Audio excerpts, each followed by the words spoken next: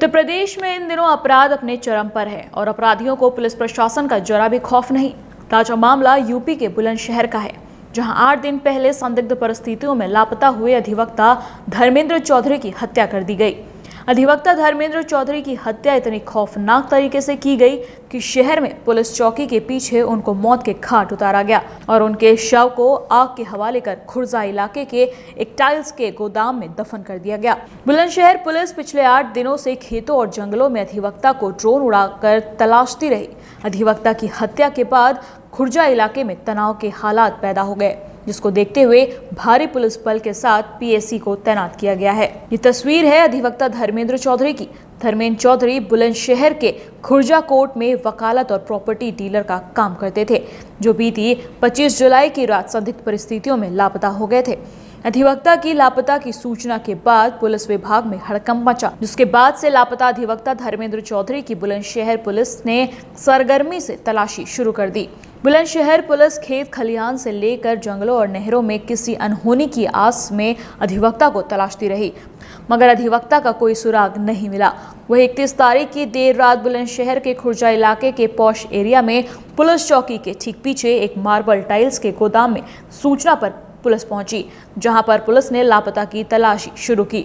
वहीं लापता अधिवक्ता का शव खुदाई के दौरान 8 फीट गहरे टैंक में मिला। अधिवक्ता पर धारदार हथियार से वार किए गए थे और उनके शव की पहचान मिटाने के लिए आग लगा दी गई थी। वहीं मृतक के छोटे भाई ने बताया कि 25 जुलाई की रात को धर्मेंद्र चौधरी अपने किसी दोस्त के यहाँ दावत को कहकर गया था, लेकिन वो वहां से वापस नहीं लौटा और अब 6 दिन बाद उनका शव खदान में मिला, जो पूरा जला हुआ है। गजेंद्र सिंह नाम है मेरा। गजेंद्र, जो मृतक है वो कौन थे आपके? मेरे बड़े भाई थे, बिल्कुल सगे भाई मेरे बड़े। तो क्या हुआ था उनके साथ में? उनके कुछ नहीं हुआ। मेरे पास वहाँ से आए प्लांट में, विक्की भाई का जा रहा हूँ दावत खाने, सब्जी बनी आलू पनीर की। वहाँ से पहले इनको यहाँ मतलब क्या मारा क्या नहीं मारा, उनका पहले अपहरण करा गया। अपहरण करने के बाद में उनको यहाँ मतलब मार के इनकी दुकान गोदाम में के अंदर कुआ है छोटा सा 12-13 फुट का, उसमें दबा के अंदर जो भी उन्होंने उसमें आग लगाई है क्या करा है, उन्होंने इनको वहीं बॉडी जली हुई मिली है। कितने दिन हो गए भाई को गायब? भाई साहब 25 तारीख की रात को गायब हुआ है 8:30 बजे। 8:30 के 7:15 बजे मेरे पास दुकान पे आया है। इसके पास मुझसे कह के आया है।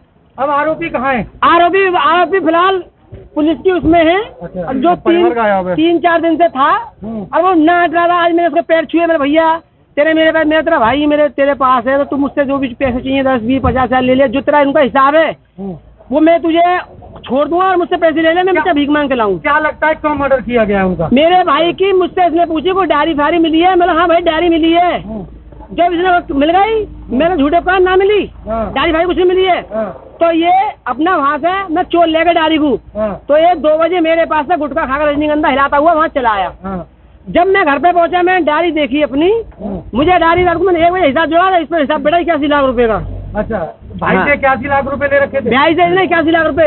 81 भाई के बाप के थोड़ी, भैया मैं सीधी कह रहा हूँ। हमारा ओरिएंटल बैंक से लोन था 18.5 लाख रुपए एक लोन है और 10 लाख के 2 लोन थे। बाकी वो पैसे दिए भैया इसको अपने, इसकी समझ लो। और 2 लाख वहाँ से 4 लाख सब उठा के हमारे एडवोकेट उनसे उठाए, हमारे बड़े मंदिर पार्टी 9 लाख पैसे के लिए मर्डर करा। भाई साहब आज से पहले मर्डर क्यों नहीं हुआ? भाई ने इसने प्लॉट बेचा था अपना, भैया ने बिकवाया 12 लाख रुपए का अभी इसने। तो इसका मंडे में बेनामा होना था। जिस पार्टी ने लिया उस पार्टी पे 8 लाख पहुंच गए इसके। 4 लाख रुपए इसको मंडे में देने थे और बेनामा होना था। इसने भैया से बोल दिया, हमने प्लॉट लिया था कि तुम प्लॉट लोगे, तुम्हें 15 लाख रुपए में 27-28 तारीख को दे दूंगा, मेरा बेनामा हो जाने दो। इसने बेनामा फैनामा कहाँ होने दिया, सभी नाश कर दिया हमारा। तो हमारे तो 81 लाख रुपए पी गए। भैया को पी गया? भैया को पी गया। 81 लाख तुम मारो गोली, हमारा भाई दे देता, हमारा 10 लाख हम तो ले लेता। और बस भी 50 लाख देने को तैयार है। 50 लाख और ले ले। पुलिस प्रशासन 50 लाख की कहीं 50 लाख ले ले, हमारे भाई को दे दे। पुलिस प्रशासन का बहुत बहुत सहयोग रहा है मेरे साथ, तुम भाइयों का सबका। और मैं जितने मेरे गाँव के लोग बेचारे दिन रात मेरे साथ लगे रहे 7 दिन तक। कोई हमने जगह, कोई कीकर, कोई नहर, कोई पटरी, हमने कुछ नहीं छोड़ा जहाँ अपने भाई को हमने नहीं तलाशा हो। और हमारे गाँव के लोगों ने दिल जान से मेहनत करी है। अब भी रात को 2 बजे कोतवाली सामने पड़े, अब मेरे साथ सबले भाई। सब पोस्टमार्टम के लिए भेज दिया गया? हाँ भैया भेज दिया, और क्या करेंगे। मामले को लेकर बुलंदशहर एसएसपी संतोष कुमार सिंह का कहना है कि अधिवक्ता जब लापता हुआ तभी परिजनों की ओर से रिपोर्ट दर्ज कराई गई और पुलिस ने ग्रामीणों के साथ मिलकर लापता को ढूंढने की कोशिश की, लेकिन कोई सुराग नहीं मिला। जिसके बाद पुलिस ने लापता को वहां भी तलाशा जहां वो दावत में गए थे, लेकिन कोई पता नहीं चला। वहीं पुलिस का कहना है कि हत्या में शामिल कुछ आरोपियों को पकड़ लिया गया है। बचे हुए आरोपी भी जल्द पुलिस की हिरासत में होंगे। सर, धर्मेंद्र चौधरी एडवोकेट का शव मिला है, किन किन बिंदुओं पर जांच हुई और अभी क्या सामने आया है? देखिए, दिनांक 25 जुलाई की रात को लगभग 11 बजे के आसपास इस थाने पर एक वकील साहब जिनका नाम धर्मेंद्र चौधरी था, जो प्रॉपर्टी का काम करते थे, उनके गायब होने के संबंध में उनके परिवारीजनों के द्वारा थाने पर सूचना दी गई।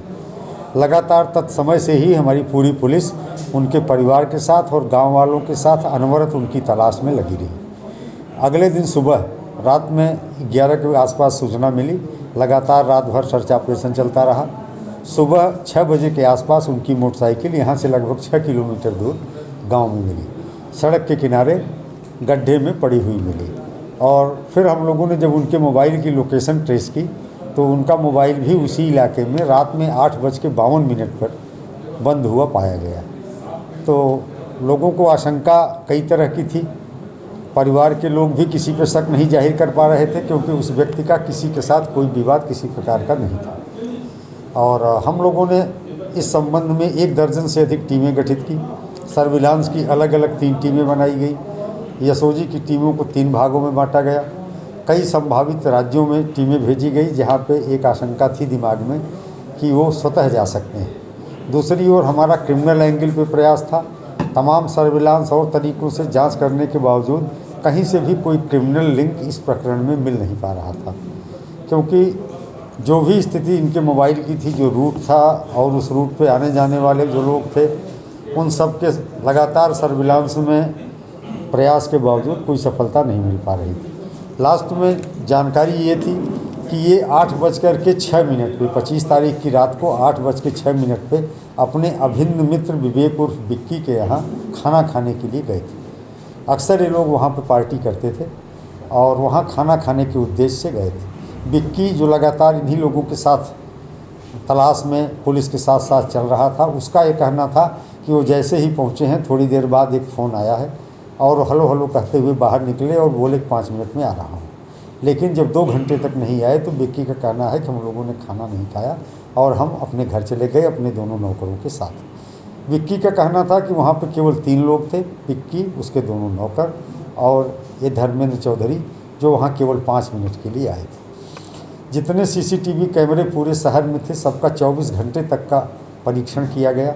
इनकी मोटरसाइकिल किसी भी कैमरे में जाती हुई नहीं दिखाई पड़ी और IDPR, SLID तमाम तरीक़ों से लगातार अन्वेषण करने के बाद हम लोगों ने पाया कि बिक्की की लोकेशन दुकान से उसके घर तक थी।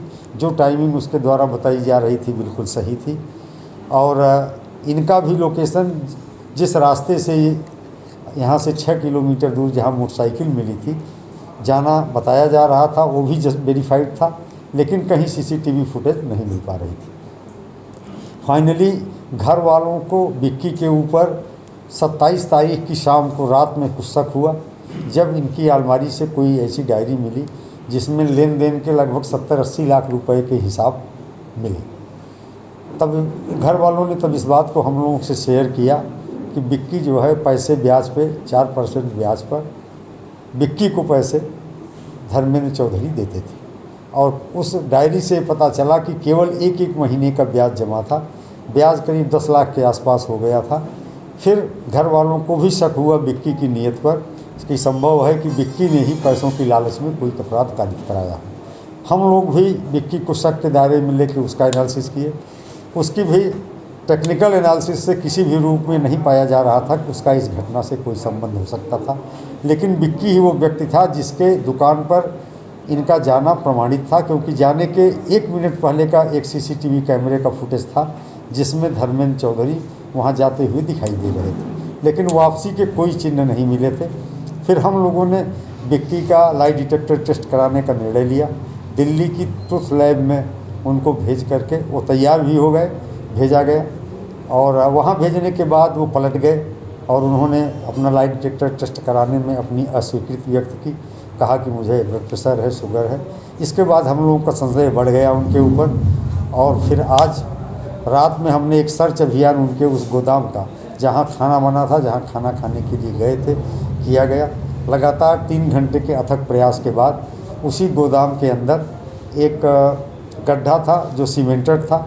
उस गड्ढे के अंदर से हल्की हल्की बदबू आ रही थी। उस गड्ढे को खुदवाया गया, उसमें टाइल्स पड़ी हुई थी। टाइल्स जैसे जैसे हटती गई दुर्गंध बढ़ती गई। विश्वास हो गया कि यहाँ पे शव है। वीडियोग्राफी कराते हुए फील्ड यूनिट की मदद से शव को वहाँ से निकाला गया और इस तरह से अभियोग का। सर अभी कितने लोग इसमें गिरफ्तार किए गए? देखिए, तीनों जो हैं संदिग्ध, दोनों नौकर और विक्की पुलिस की हिरासत में हैं और अब उनसे पूछताछ करके इसको हम अमली जामा साक्ष्य के रूप में। हत्या जहाँ भी हुई, शव को ठीक चौकी के पीछे ठिकाने लगाया गया था। ऐसे में चौकी और चौकी प्रभारी जहाँ भी पुलिसकर्मी वो तैनात थे, उनकी भूमिका किस तरीके से आप देख रहे हैं? देखिए, उनकी इस प्रकरण में कोई भूमिका नहीं है। अगर किसी का घर थाने के पीछे है और घर के अंदर कोई क्राइम करता है तो थाना इन्वॉल्व नहीं माना जा सकता है। ठीक वही स्थिति है, क्योंकि ऐसा नहीं था, इनकी उस व्यक्ति के साथ कोई रंजिश नहीं थी, बल्कि घनिष्ठ घरेलू संबंध थे और इन्होंने 70 लाख से अधिक रुपए उसके साथ लगा रखे थे। उसके यहाँ भोजन करने गए थे। अभी तो कहीं न कहीं घर किसी न किसी का होता ही है, तो इसलिए उस चीज़ का इससे कोई संबंध नहीं। वहीं अधिवक्ता धर्मेंद्र चौधरी की हत्या के बाद पुलिस ने भले ही हत्या के आरोपी और उसके नौकरों को हिरासत में ले लिया हो, मगर पुलिस चौकी के पीछे हुई हत्या और पिछले 8 दिनों से अंधेरे में तीर मार तलाश रही बुलंदशहर पुलिस पर मुस्तैदी को लेकर कई सवाल खड़े होते हैं। द लोकमंच के लिए बुलंदशहर से लोकेश गौतम की रिपोर्ट।